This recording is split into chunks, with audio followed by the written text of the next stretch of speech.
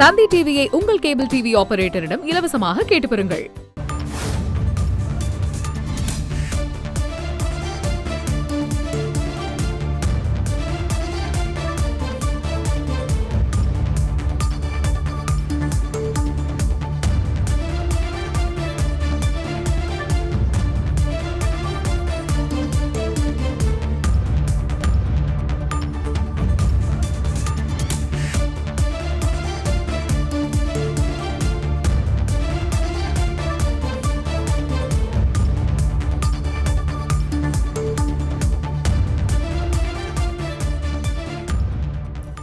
நெல்லை ரெட்டியார்பட்டி பகுதியில் மீண்டும் மருத்துவ கழிவுகள் கொட்டப்பட்டுள்ள நிலையில் அந்த மருத்துவ கழிவுகள் தொடர்பாக சம்பவ இடத்தில் நெல்லை மாநகராட்சி அதிகாரிகள் ஆய்வு நடத்தி வருகிறார்கள். முழு விவரங்களோடு இணைகிறார் நமது செய்தியாளர் ராமசுந்தரம்.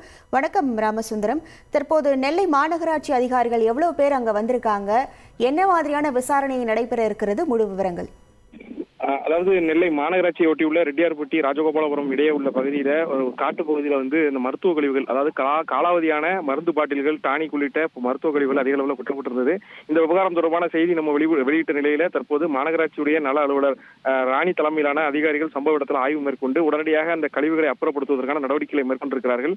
நெல்லை மாவட்டம் பரப்பாடியில் இருக்கக்கூடிய அந்த மருத்துவ கழிவு அளிக்கக்கூடிய அந்த மேலாண்மை நிறுவனம் அதிகாரிகளும் வந்திருக்கிறார்கள்.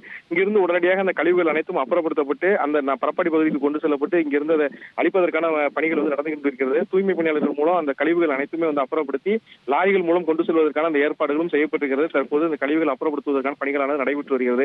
இந்த நிலையில மாநகராட்சியுடைய சுகாதார அலுவலர்கள் அளித்த புகாரின் அடிப்படையில் தற்போது காவல் நிலையத்திலும் வழக்கு பதிவு செய்வதற்கான அந்த ஏற்பாடுகள் செய்யப்பட்டிருக்கிறது.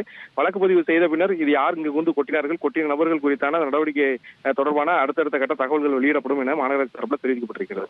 உங்கள் விவரங்களுக்கு நன்றி ராமசுந்தரம். தந்தி டிவியை உங்கள் கேபிள் டிவி ஆபரேட்டரிடம் இலவசமாக கேட்டு பெறுங்கள்.